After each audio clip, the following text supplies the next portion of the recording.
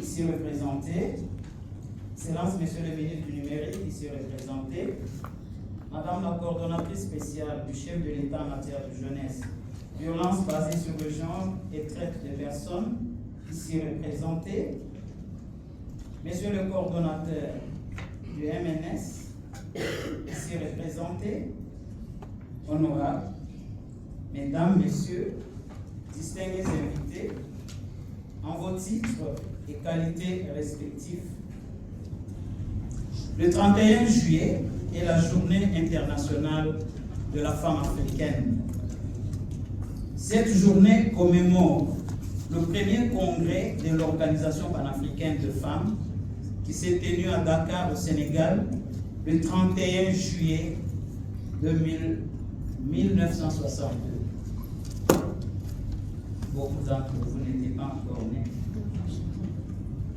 Cette date est une occasion de mettre en lumière les réalisations des femmes africaines et de réfléchir aux défis auxquels elles font encore face.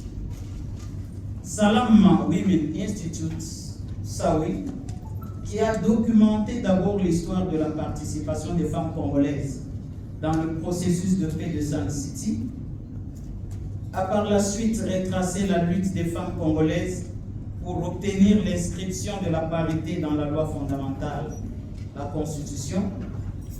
Aujourd'hui, SAWI a saisi cette occasion de la commémoration de la Journée internationale de la femme africaine pour lancer le fonds d'archives numériques sur l'histoire de la parité en République démocratique du Congo. Ce fonds d'archives, comme l'histoire de l'inscription de la parité dans la Constitution, reste des acquis des luttes des femmes congolaises pour l'exercice et la jouissance de leurs droits au même titre que les hommes. C'est donc des patrimoines des femmes congolaises.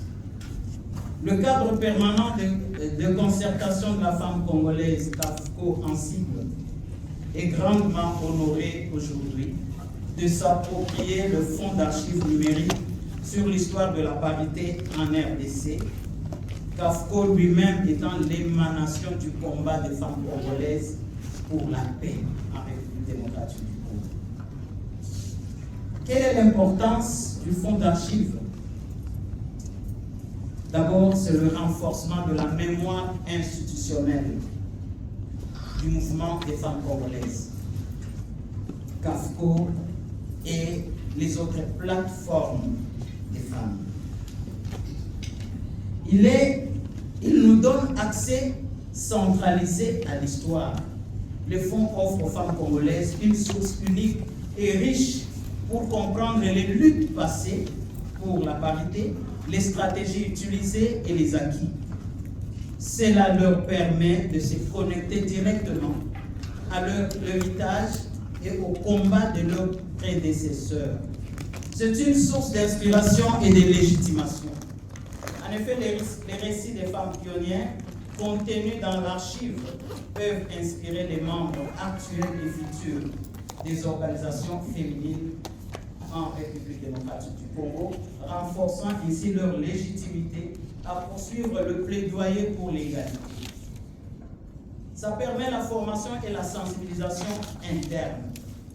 Le fonds peut servir de matériel pédagogique pour former les nouvelles recrues des organisations des femmes sur l'histoire du mouvement des femmes en République démocratique du Congo, renforçant ainsi la cohésion et la compréhension des enjeux.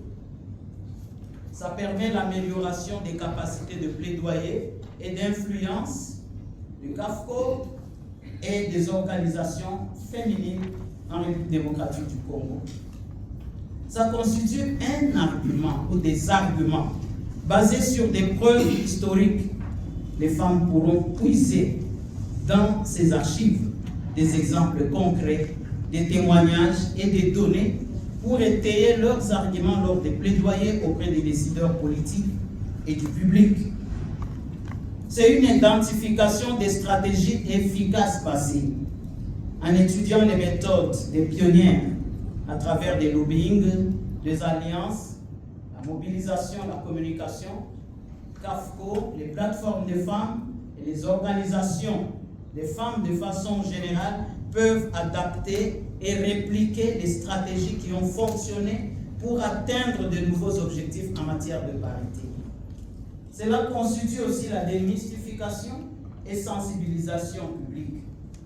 Le fonds offre des outils, tels que des films, des interviews, pour mieux communiquer l'importance de la parité et les efforts déployés pour l'obtenir, permettant au mouvement féminin en République démocratique du Congo de mener des campagnes de sensibilisation plus percutantes